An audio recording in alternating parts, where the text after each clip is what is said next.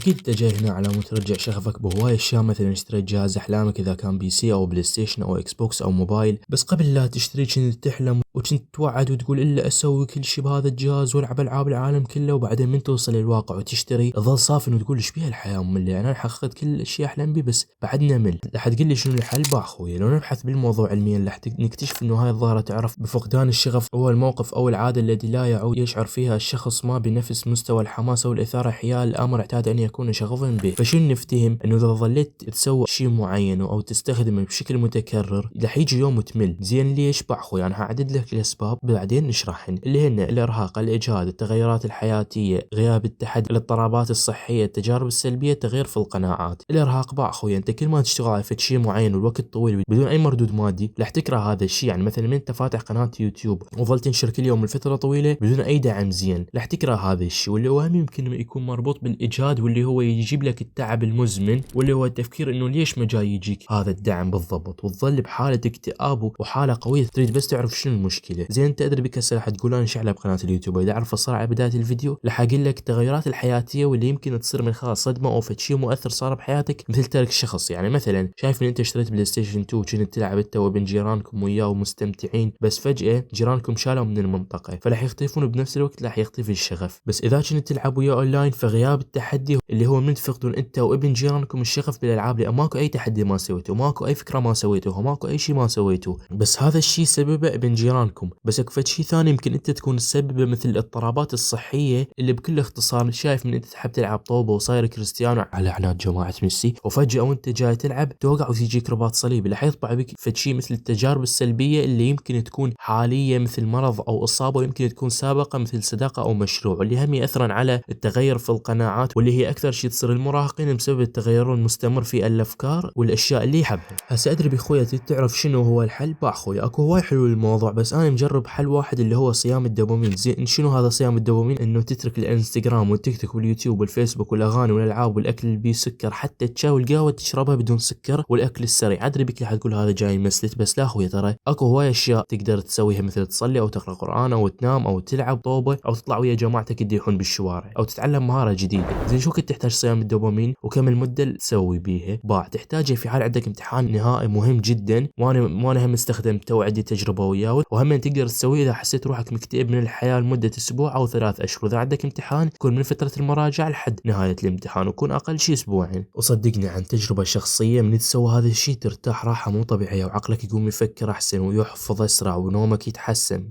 بس على طار النوم شلون تحسن نومك؟